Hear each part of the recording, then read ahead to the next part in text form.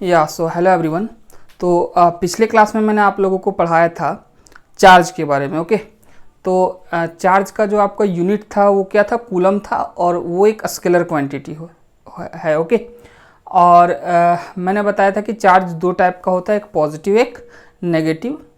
Electron में आपका charge -1.6 into 10⁻⁻19 coulomb था, और प्रोटॉन में +1.6 इंटू 10⁻⁻19 कूलम, और न्यूट्रॉन क्या था आपका, न्यूट्रल था। उसके बाद मैंने आपको बताया था कि चार्जिंग के दौरान क्या होता है, इलेक्ट्रॉन का ट्रांसफ़र होता है एक बॉडी से दूसरे बॉडी में, और जिसमें इलेक्ट्रॉन जाता है उसमें नेगेटिव चार्ज होता है, और जिससे इलेक्ट्रॉन निकलता है उसमें पॉजिटिव चार्ज होता है। ओके, और उसके बाद मैंने आप लोगों को बताया था कि पॉजिटिव में क्या होता है, रिपल्सन, पॉजिटिव नेगेटिव में अट्रैक्शन, और पॉजिटिव ये नेगेटिव में रिपल्सन, मतलब like charge repel and unlike charge attract. और कोई भी चार्ज बॉडी और न्यूट्रल बॉडी में क्या होता है, अट्रैक्शन होता है। ओके, ये बताया था। आज मैं आप लोगों को बताऊंगा बेसिक प्रॉपर्टीज ऑफ चार्ज। क्या बताऊंगा,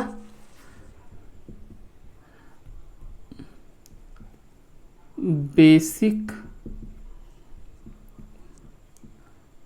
properties of charge. Okay, basic properties of charge. तो सबसे पहला इसमें आपका होगा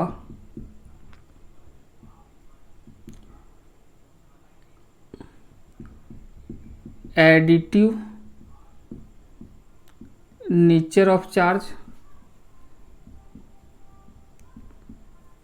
ओके, दूसरा होगा आपका क्वांटाइजेशन ऑफ चार्ज। ठीक है, तीसरा होगा आपका कंजर्वेशन ऑफ चार्ज। ओके, ये है आपका ओके तीन, additive nature of charge, quantization of charge और कंजर्वेशन ऑफ चार्ज। तो सबसे पहला हम लोग देखते हैं कि एडिटिव नेचर ऑफ चार्ज क्या होता है। एडिटिव नेचर ऑफ चार्ज, तो देखो इसको कुछ ऐसे समझ सकते हैं कि ये आपका एक सिस्टम है, एक बॉडी है जिसमें सपोज चार्ज है 1 कूलम, 2 कूलम, 3 कूलम, -1 कूलम। तो इसमें जो नेट चार्ज हम लोग कैसे लिखेंगे, इंडिविजुअल जो चार्ज है उसका जस्ट आप क्या ले लो, अलजेब्रिक सम ले लो साइन के साथ। तो इसमें नेट चार्ज क्या होगा, 1 + 2 + 3 - 1 कूलम। ठीक है, तो ये आपका आ जाएगा 5 कूलम। तो यही आपका क्या है, एडिटिव नेचर ऑफ चार्ज, कि किसी भी सिस्टम में जो टोटल चार्ज होता है वो इंडिविजुअल चार्ज का क्या होता है, अलजेब्रिक सम होता है। तो ये होगा कि the total charge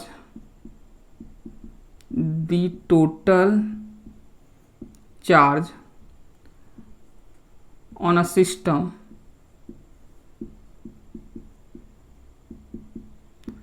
is the algebraic sum of individual charge. ठीक है, यही आपका क्या है, एडिटिव नेचर ऑफ चार्ज। ठीक है, अब मैं आप लोगों को एक्सप्लेन करूंगा क्वांटाइजेशन ऑफ चार्ज, जो कि बहुत इंपॉर्टेंट है। क्वांटाइजेशन ऑफ चार्ज आपका क्या है, बहुत इंपॉर्टेंट है। इससे जैक में क्वेश्चन बराबर पूछता है। ओके, तो दूसरा आपका है quantization of charge. Quantization of charge. Okay, तो क्वांटाइजेशन ऑफ चार्ज समझने से पहले हम लोग समझते हैं कि क्वांटाइजेशन वर्ड का मतलब क्या होता है। ओके, तो देखो क्वांटाइजेशन वर्ड का मतलब क्या होता है, आप समझो कि जैसे आपसे बोला जाए कि आपके क्लास में नंबर ऑफ स्टूडेंट कितना है। ओके, तो इसका आंसर क्या होगा, इसका आंसर क्या क्या हो सकता है नंबर ऑफ स्टूडेंट्स का। मिनिमम कितना नंबर ऑफ स्टूडेंट हो सकता है क्लास में, 1। 1 के बाद कौन सा पॉसिबल वैल्यू है नंबर ऑफ स्टूडेंट का? 2, ठीक है। या तो उसके बाद क्या हो सकता है, डायरेक्ट 3 हो सकता है, 4 हो सकता है, ऐसे आपका क्या होगा नंबर ऑफ स्टूडेंट। अब देखो नंबर ऑफ स्टूडेंट 1 है, इसके बाद डायरेक्ट जो पॉसिबल वैल्यू है वो 2 है, ओके। उसके बाद जो 2 के बाद जो पॉसिबल वैल्यू 3 है, 3 के बाद क्या है 4 है, ऐसे आपका चलते जाएगा, 5, 6, 7 कुछ भी हो सकता है। तो आप ध्यान दो कि नंबर ऑफ स्टूडेंट का वैल्यू कभी 1 और 2 के बीच कोई भी वैल्यू पॉसिबल नहीं हो सकता है। जैसे नंबर ऑफ स्टूडेंट 1.5, 1.6, 1.7 ऐसे नहीं हो सकता है, ओके। एक के बाद डायरेक्ट क्या हो सकता है नंबर ऑफ स्टूडेंट 2 हो सकता है, या 3 4 ऐसे हो सकता है, ओके। तो ये जो नंबर ऑफ स्टूडेंट है इसमें आपने बोल सकते हो कि नंबर ऑफ स्टूडेंट 1.5 होगा या नंबर ऑफ स्टूडेंट 2.5 होगा। 2 और 3 के बीच भी कोई भी नंबर ऑफ स्टूडेंट का पॉसिबल वैल्यूज नहीं है, ओके। तो ये जो वैल्यू है नंबर ऑफ स्टूडेंट का, इसे हम लोग बोलते हैं डिस्क्रीट वैल्यू। क्या बोलते हैं? Discrete values. और यदि ऐसा किसी भी क्वांटिटी का वैल्यू होगा डिस्क्रीट वैल्यू, तो हम क्या बोलेंगे कि वो क्वांटाइज्ड है। तो यहाँ नंबर ऑफ स्टूडेंट्स क्या है? क्वांटाइज्ड है, ओके। और मैं इसका एग्जांपल दूं आप लोगों को, तो जैसे आपने ये सीढ़ी देखा होगा, तो सीढ़ी का कुछ ऐसे स्टेप्स होता है, ओके। तो इसमें देखो जो स्टेप है, ये पहला स्टेप है, एक स्टेप, फिर आपका टोटल 2 स्टेप हो जाएगा, 3 स्टेप हो जाएगा, 4 स्टेप हो जाएगा। तो देखो एक स्टेप के बाद डायरेक्ट दूसरा स्टेप है, बीच में कुछ नहीं है, ओके। या तो 2 के बाद डायरेक्ट तीसरा स्टेप है, बीच में कुछ नहीं है। तो यहाँ भी जो स्टेप्स है वो क्या है? क्वांटाइज्ड है। तो हम क्या बोलेंगे, यहाँ पे स्टेप्स का जो वैल्यू है वो डिस्क्रीट है। तो ऐसे वैल्यूज को हम लोग क्या बोलते हैं कि ये वैल्यूज क्वांटाइज्ड है, ओके। तो अब देखो हम लोग को ये समझना है कि आखिर चार्ज क्वांटाइज्ड क्यों है, ओके। अब हम लोग क्वांटाइजेशन वर्ड का मतलब समझ गए हैं। अब हम लोग समझेंगे कि चार्ज क्वांटाइज्ड क्यों है। देखो कोई भी चीज यदि चार्ज हो रहा है, कोई भी बॉडी चार्ज हो रहा है, तो एक्चुअली उसमें होता क्या है? इलेक्ट्रॉन का ट्रांसफर होता है, ओके। तो जैसे सपोज मैंने 2 बॉडी ले लिया, ऐसे समझो आप,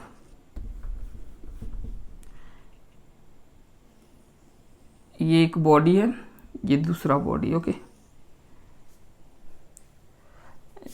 जस्ट अ सेकेंड, थोड़ा इधर लेना है। ये आपका एक बॉडी है, ये आपका दूसरा बॉडी है। सपोज ये आपका ए है और ये बी है। मैंने क्या बोला कि ए और बी आपका क्या हो रहा है? जस्ट मैंने ए और बी को रब कर दिया, तो एक्चुअली में होगा क्या? इलेक्ट्रॉन का ट्रांसफर होगा। तो मैंने माना कि सपोज ए से भी इलेक्ट्रॉन ट्रांसफर हो गया, तो इलेक्ट्रॉन कितना ट्रांसफर हो सकता है? इलेक्ट्रॉन या तो एक इलेक्ट्रॉन ट्रांसफर हो सकता है आपका, या तो ए से बी 2 इलेक्ट्रॉन ट्रांसफर हो सकता है, या तो 3 इलेक्ट्रॉन ट्रांसफर हो सकता है, ओके। ऐसे आपका इलेक्ट्रॉन ट्रांसफर होगा। तो देखो ये जो इलेक्ट्रॉन ट्रांसफर होगा एक बॉडी से दूसरे बॉडी में, वो हमेशा इलेक्ट्रॉन कंप्लीटली ट्रांसफर होगा। एक इलेक्ट्रॉन कंप्लीटली ट्रांसफर होगा। कभी भी इलेक्ट्रॉन का आपने बोल सकते हो कि इलेक्ट्रॉन 2 टुकड़ा में बट गया और आधा ट्रांसफर हो गया। इलेक्ट्रॉन जब भी ट्रांसफर होगा एक कंप्लीट पूरा इलेक्ट्रॉन ट्रांसफर होगा, एक या तो 2 इलेक्ट्रॉन ट्रांसफर होगा या तो 3। हम ये नहीं बोल सकते हैं कि 1.5 इलेक्ट्रॉन ट्रांसफर हो गया, 2.5 इलेक्ट्रॉन ट्रांसफर हो गया। इलेक्ट्रॉन जो ट्रांसफर होगा हमेशा इंटीग्रल मल्टीपल में होगा, या तो 1 या तो 2 या तो 3 या तो 4।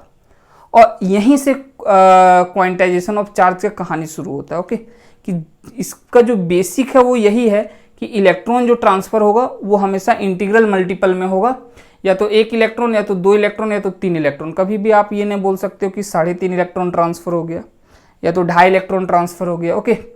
तो इलेक्ट्रॉन हमेशा ऐसे ट्रांसफर होगा। अब ध्यान दो, जिससे इलेक्ट्रॉन निकलता है उसमें क्या आता है? पॉजिटिव चार्ज, और जिसमें इलेक्ट्रॉन जाता है उसमें क्या आता है? Negative charge.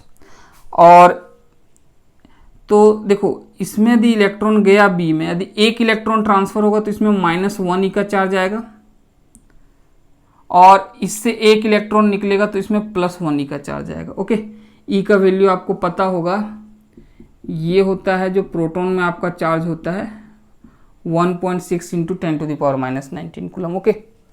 यदि 2 इलेक्ट्रॉन ट्रांसफर हुआ होगा तो कितना चार्ज यहाँ पे आएगा, यहाँ पे +2e आएगा, इससे इलेक्ट्रॉन निकला, इसमें इलेक्ट्रॉन गया है तो -2e का चार्ज आएगा। ओके, अच्छा, यदि 3 इलेक्ट्रॉन ट्रांसफर होगा तो इसमें +3e का चार्ज आएगा, इसमें -3e का चार्ज आएगा। अब देखो, तो ये जो चार्ज आपका है या तो +1e का चार्ज होगा और डायरेक्ट उसके बाद क्या पॉसिबल वैल्यू है, +2e, यदि आपका 2 इलेक्ट्रॉन ट्रांसफर होता है। तो ये 1e और 2e के बीच कोई भी चार्ज का वैल्यू पॉसिबल नहीं है। तो यही आपका क्या होता है, क्वांटाइजेशन होता है। इसका यदि मैं वैल्यू लिखूं तो 1e का मतलब e का वैल्यू 1.6 × 10⁻⁻19 कूलम है, तो ये कितना होगा 1.6 × 10⁻⁻19 कूलम। 2e का मतलब क्या हुआ, तो 2 × e, तो इसका 2 टाइम्स, तो इससे यदि मैं 2 से गुना कर दूंगा तो ये आ जाएगा 3.2 × 10⁻⁻19 कूलम। 3e का मतलब यदि 3 से इसे गुना कर दूं तो ये 4.8 × 10⁻⁻19 कूलम है। तो मैं ये बोल सकता हूँ 1e और 2e के बीच कोई वैल्यू पॉसिबल नहीं है चार्ज का, और 2e और 3e के बीच कोई भी वैल्यू पॉसिबल नहीं है। या तो आप ऐसे भी बोल सकते हो कि 1.6 × 10⁻⁻19 कूलम और के बाद जो चार्ज होगा वो कितना हो सकता है, 3.2 × 10⁻⁻19 कूलम। इसके और इसके बीच कोई भी चार्ज का वैल्यू पॉसिबल नहीं होगा। यदि मैं बोलूं कि 2.5 × 10⁻⁻19 कूलम, ये चार्ज पॉसिबल होगा, ये नहीं होगा। ओके, 1.6 के बाद डायरेक्ट 3.2 आपका आएगा इंटू 10⁻⁻19 कूलम। अब ध्यान दो आप, उसी तरह 3.2 और 4.8 के बीच यदि यहाँ कोई वैल्यू रहेगा इंटू 10⁻⁻19 रहेगा तो वो भी वैल्यू पॉसिबल नहीं होगा। 1.6 × 10⁻⁻19 कूलम के बाद डायरेक्ट जो चार्ज वैल्यू पॉसिबल है वो 3.2 × 10⁻⁻19 कूलम है। ओके, अब देखो, तो यही आपका क्या है, क्वांटाइजेशन ऑफ चार्ज। यही आपका क्या है, क्वांटाइजेशन ऑफ चार्ज। मतलब जो चार्ज कोई भी बॉडी में चार्ज डेवलप होगा वो इलेक्ट्रॉन के ट्रांसफर के कारण होगा। इलेक्ट्रॉन हमेशा इंटीग्रल मल्टीपल में ट्रांसफर होगा और उसके कारण जो भी चार्ज बॉडी में डेवलप होगा वो इलेक्ट्रॉन में जो चार्ज है या ई के मल्टीपल में ही चार्ज हमेशा डेवलप होगा, या तो 1e या तो 2e या तो 3, और इसका एग्जैक्ट वैल्यू आपका ये है। यही आपका क्या है, क्वांटाइजेशन ऑफ चार्ज। ओके, तो इसे मैं कैसे लिख सकता हूँ कि जो इलेक्ट्रॉन्स चार्जिंग के दौरान हमेशा इलेक्ट्रॉन इंटीग्रल मल्टीपल में आपका ट्रांसफर होगा, तो हम लिखेंगे कि electrons are transferred, electron are transferred in integral multiple, integral multiples during charging. Charging के दौरान हमेशा इलेक्ट्रॉन इंटीग्रल मल्टीपल में ट्रांसफर होगा, या तो एक इलेक्ट्रॉन, या तो 2, या तो 3, या तो 4, ऐसे। Okay,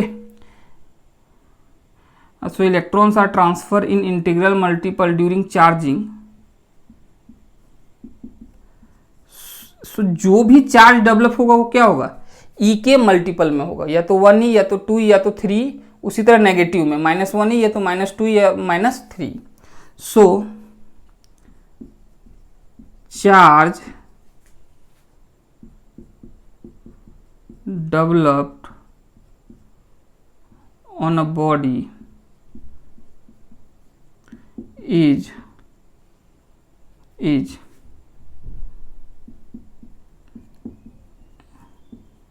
integral multiple of E, और E का वैल्यू क्या होता है आपका 1.6 × 10⁻⁻19 कूलम। ओके, यही आपका क्या है, यही आपका क्वांटाइजेशन ऑफ चार्ज है, and this is the quantization of charge. यही आपका क्या है, क्वांटाइजेशन ऑफ चार्ज। ओके, ये आपका हो गया क्वांटाइजेशन ऑफ चार्ज। अब देखो एक चीज, हमें जस्ट आपसे क्वेश्चन पूछा जाए, जैसे एक क्वेश्चन आपसे ये पूछा जाए, ये आपका जैक में पूछा जा चुका है, the minimum amount of charge observe, the minimum amount of charge, the minimum amount of charge observe is, ठीक है।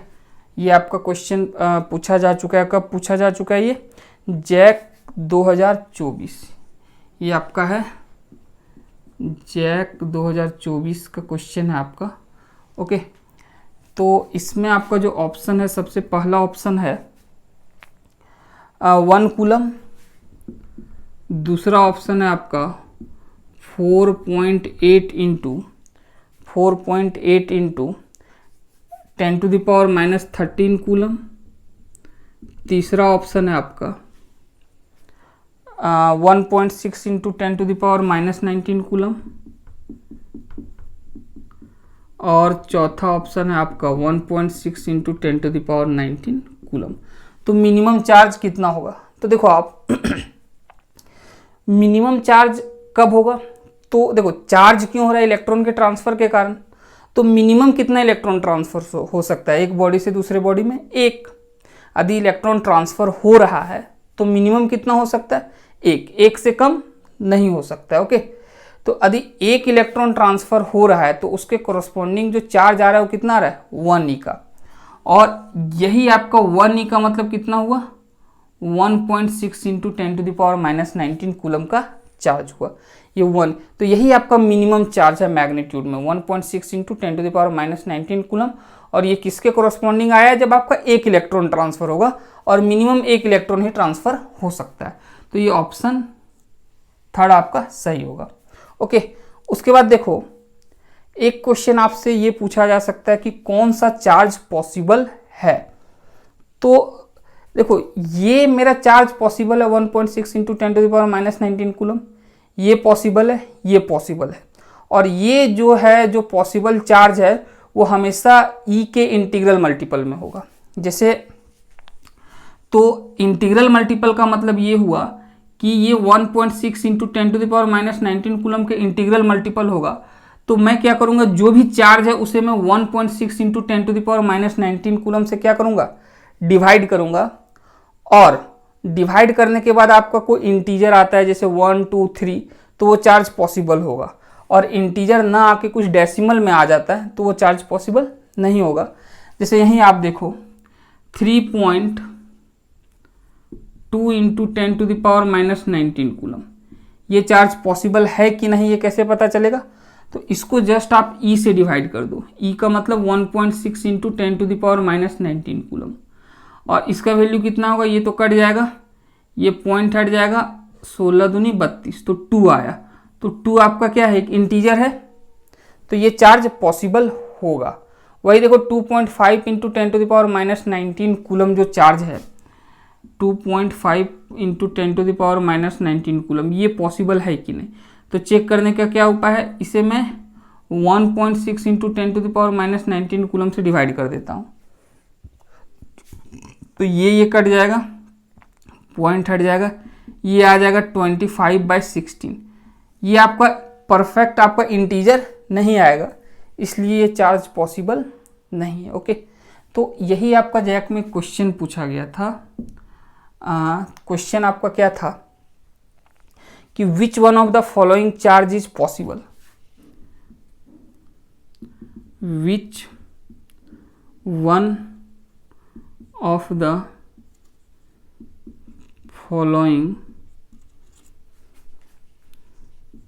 Charge is possible. ओके, आपका 4 ऑप्शन है। सबसे पहला ऑप्शन जो है आपका वो है 5.8 इंटू 10⁻⁻18 कूलम। दूसरा जो ऑप्शन है आपका वो है 3.2 इंटू 10⁻⁻18 कूलम। तीसरा जो ऑप्शन है वो है 4.5 into 10 to the power -19 coulomb. और जो चौथा ऑप्शन आपका वो है 8.6 into 10 to the power -19 coulomb. तो देखो आप, तरीका क्या है, यदि मैं इसे 1.6 इंटू 10 टू द पावर -19 से डिवाइड करूंगा तो ये 58.16 आ जाएगा, वो आपका डेसिमल में आएगा। इसी तरह ये भी आपका है 45 इसे मैं डिवाइड करूंगा जैसे 1.6 इंटू 10 टू द पावर -19 से, तो ये भी क्या आ जाएगा 45/16, ये भी आपका इंटीजर नहीं आएगा। उसी प्रकार यहाँ भी इंटीजर नहीं आएगा। ऑप्शन 2 देखो आप कि यदि मैं 3.2 इंटू 10 टू द पावर -18 को 1.6 इंटू 10 टू द पावर -19 से डिवाइड करूँ तो ये क्या आएगा, ये पॉइंट हट जाएगा, ये आपका 2 आ जाएगा, इंटू ये ऊपर जाके +19 है और -18, तो बस 10 बचेगा। तो देखो ये आपका आ गया 20 क्या आपका इंटीजर है, इसलिए ये चार्ज आपका क्या है, पॉसिबल है। ओके, अब ये आपका क्वेश्चन था। अब देखो फिर मैं यहाँ आता हूँ, यदि मैं इसे जनरलाइज करूँ, एक इलेक्ट्रॉन ट्रांसफ़र हुआ तो यहाँ +1e का चार्ज आया, यहाँ -1e का। उसी तरह 2 में यहाँ 2e, यहाँ -2e। 3 में इलेक्ट्रॉन में यहाँ +3e, यहाँ -3e। ओके, यदि मैं जनरलाइज करूँ, यदि n इलेक्ट्रॉन ट्रांसफ़र हो गया, कितना इलेक्ट्रॉन ट्रांसफ़र हो गया, n इलेक्ट्रॉन, तो यहाँ +ne आएगा और यहाँ -ne आएगा। ओके, तो इसे जस्ट मैं जनरलाइज करूँ तो आपको ये क्या आ जाएगा, Q equal to Ne, Q equal to क्या आ जाएगा, Ne आ जाएगा। ओके, अब देखो यहाँ पे n जो है इसका वैल्यू क्या हो सकता है, +-1 हो सकता है, +-2 हो सकता है, +-3 हो सकता है, ऐसे आपका चलता जाएगा। ओके, प्लस हम कब लेंगे, यदि इलेक्ट्रॉन निकल रहा है तो प्लस, और यदि इलेक्ट्रॉन इन कर रहा है तो माइनस। ओके, जैसे मैं आपको बताऊं, जैसे ये एक बॉडी है, इसमें सपोज 2 इलेक्ट्रॉन इंटर कर गया, तो इसमें जो चार्ज हम लिखेंगे वो -2 लिखेंगे, क्योंकि इलेक्ट्रॉन इन कर रहा है, इसलिए यहाँ -2 लेंगे। और वही बॉडी से सपोज 2 इलेक्ट्रॉन निकल गया, तो यहाँ जो चार्ज लिखेंगे, तो इलेक्ट्रॉन निकल रहा है तो यहाँ पॉजिटिव चार्ज आएगा, यहाँ नेगेटिव आएगा, तो यहाँ +2e लेंगे। क्या लेंगे, +2e का चार्ज आएगा। यदि इलेक्ट्रॉन निकल रहा है तो बॉडी में +2e, यदि इलेक्ट्रॉन इन कर रहा है तो -2e। ओके, तो कब माइनस लेंगे कब प्लस लेंगे, ये आपको आइडिया आ गया। अब देखो जनरली आपसे इसमें क्वेश्चन कैसे पूछा जाता है, वो ये कि n इक्वल टू, यहाँ से आपका क्या आएगा, Q/E, और यही आपका n किसके बराबर होता है, नंबर ऑफ इलेक्ट्रॉन के। n किसके बराबर होता है, नंबर ऑफ इलेक्ट्रॉन कितना ट्रांसफर हुआ, या एक्सेस इलेक्ट्रॉन कितना है, वैसे भी आपको मिल सकता है। ओके, n क्या है, नंबर ऑफ इलेक्ट्रॉन्स ट्रांसफर जो हुआ है वो, या तो कहीं कहीं आपको ये एक्सेस इलेक्ट्रॉन भी पूछा जा सकता है, वही आपका n ही होगा। ओके, तो n बराबर क्या होगा आपका, Q/E। E का वैल्यू फिक्स है 1.6 into 10 to the power -19 coulomb. Okay, तो n इक्वल टू Q/E, तो आपको n पूछा गया है, जैक में पिछले 3-4 बार आपसे n ही पूछा गया है। जस्ट आपको क्या करना है, Q को E से डिवाइड कर देना, आपका n आ जाएगा। ओके, जैसे मैं आपको दिखाऊं, इसमें 2-3 question.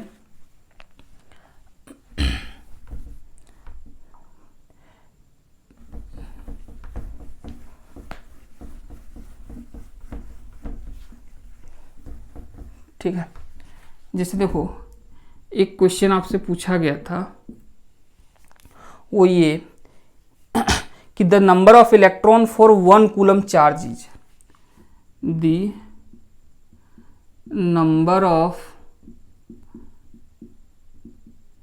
Electrons for 1 coulomb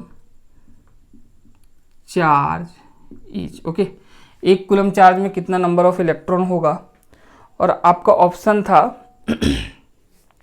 6.25 into 10 to the power 6.25 into 10 to the power 18, दूसरा ऑप्शन आपका था 6.25 इंटू 10⁻19। तीसरा ऑप्शन आपका था 6.25 इंटू 10⁻21। और चौथा ऑप्शन आपका था 6.25 इंटू 10⁻23। ठीक है, ये आपका कब का क्वेश्चन है? जैक सैंपल पेपर 2023 का क्वेश्चन। ओके, एक और क्वेश्चन मैं आपको बताऊं तो यहाँ जो आपका 1 कूलम है, 1 कूलम की जगह कितना है? 2 कूलम। सब कुछ वही है, बस अच्छा मैं लिख ही देता हूँ कि the number of electrons for 2 coulomb charge is. Okay, और इसमें आपका ऑप्शन क्या है? इसमें ऑप्शन आपका 1.25 इंटू 10⁻18। दूसरा ऑप्शन आपका 1.25 इंटू 10⁻19। तीसरा ऑप्शन है आपका 1.25 इंटू 10⁻21। और लास्ट जो ऑप्शन है वो 1.25 इंटू 10⁻23। ये कब का क्वेश्चन आपका? ये क्वेश्चन आपका जैक 2023 का क्वेश्चन। ठीक है, जैक 2023 का क्वेश्चन। और एक क्वेश्चन आपका था कि the charge on a body is 100 nano coulomb. The charge on a body is 100 nano coulomb, then how many electrons are present on the body? Then how many excess electrons are present on body. Okay, तो देखो इसमें भी आपका 4 option दे दिया था। तो ये आपका ऑप्शन था 6.25 इंटू 10⁻27। दूसरा ऑप्शन आपका था 1.6 इंटू 10⁻19। तीसरा ऑप्शन आपका था 6.25 इंटू 10⁻28। और चौथा ऑप्शन था 6.25 इंटू 10⁻11। ओके, ये आपका जैक 2022 का क्वेश्चन है। अब देखो ये जो सारा क्वेश्चन है इसमें एक ही फॉर्मूला आपको n पूछा गया, नंबर ऑफ इलेक्ट्रॉन। तो n बराबर क्या होता है? Q/E। तो यदि मैं पहले क्वेश्चन में इसको लगाऊं तो ये कितना दिया हुआ है? 1 कूलम, और ये 1 कूलम है, और E का वैल्यू क्या है? 1.6 इंटू 10⁻19। ओके, इसे मैं हटा दूं, यहाँ 10 आ जाएगा, तो ये आ जाएगा 1.16 इंटू, ये ऊपर चला जाएगा तो ये क्या आ जाएगा? 20 हो जाएगा। ओके, और 1/16 इसे यदि आप सॉल्व करोगे तो 1/16 आपका आएगा 0.0625 इंटू 10⁻20। इसे मैं इधर शिफ्ट कर दूंगा तो ये आपका आ जाएगा 6.25 इंटू 10⁻18। ओके, तो ये आपका क्या होगा? ये पहला ऑप्शन आपका क्या है? करेक्ट है। ओके, उसके बाद दूसरा में सेम n इक्वल टू क्या होगा? Q/E। तो अब की बार कुछ नहीं है, ये 2 दे दिया हुआ है चार्ज, और ये वैल्यू फिक्स है 1.6 इंटू 10⁻19। ओके, तो इसे जब आप सॉल्व करोगे तो ये कितना आ जाएगा?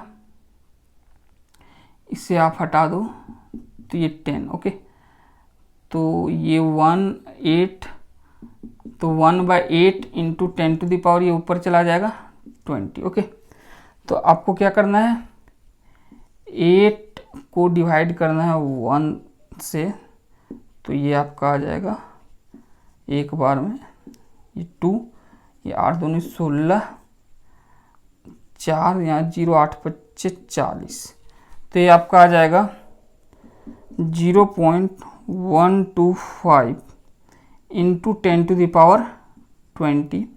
इसे जस्ट एक मैं इधर शिफ्ट कर दूंगा, तो ये हो जाएगा 1.25 इंटू 10⁻19, 1.25 इंटू 10⁻19। ओके, उसके बाद क्या है, तीसरा, इसमें 100 नैनो कूलम है, तो 100 नैनो कूलम है, तो इसे कैसे सॉल्व करूंगा तीसरा, देखो आप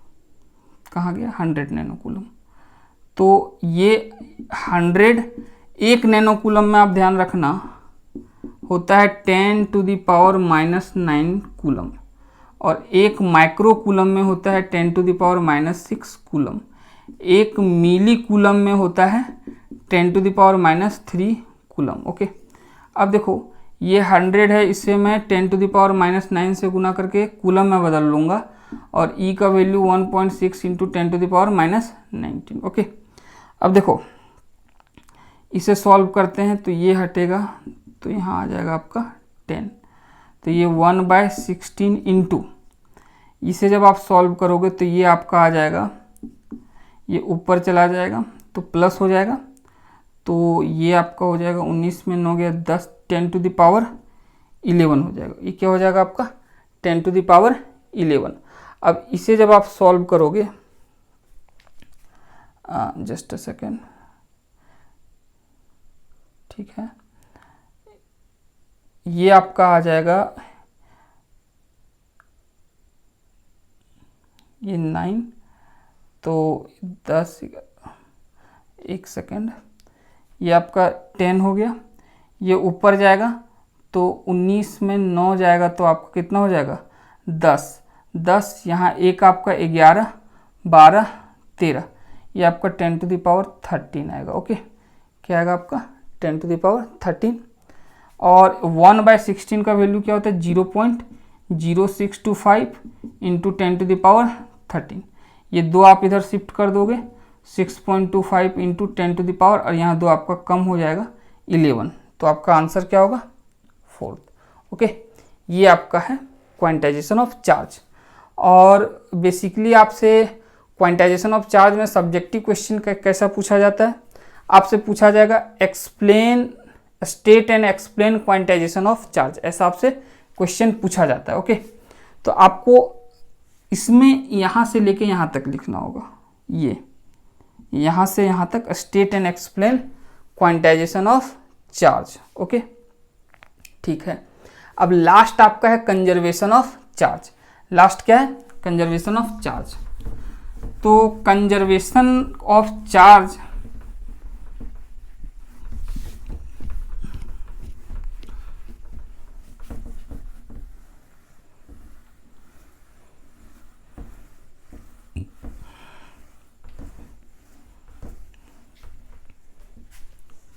तीसरा आपका है कंजर्वेशन ऑफ चार्ज। ओके, तो कंजर्वेशन ऑफ चार्ज का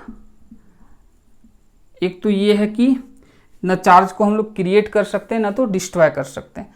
charge can neither be created nor be destroyed but it can be transferred from one object to another object. Okay, या तो इसका एक और स्टेटमेंट है कि the total charge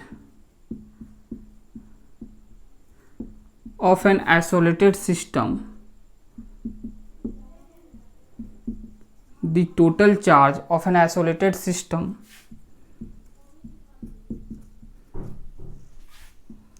remains constant। ठीक है,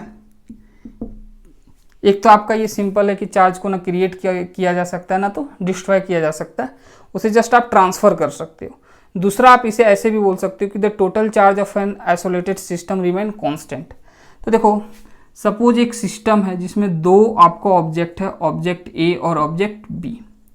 आइसोलेटेड कहने का मतलब ये हुआ कि ये ए और बी यदि आइसोलेटेड है, एक सिस्टम है जिसमें बॉडी ए और बी है, यदि ये आइसोलेटेड है तो बाकी सराउंडिंग में कोई ऑब्जेक्ट होगा उससे इसका इंटरेक्शन दोनों का नहीं होगा।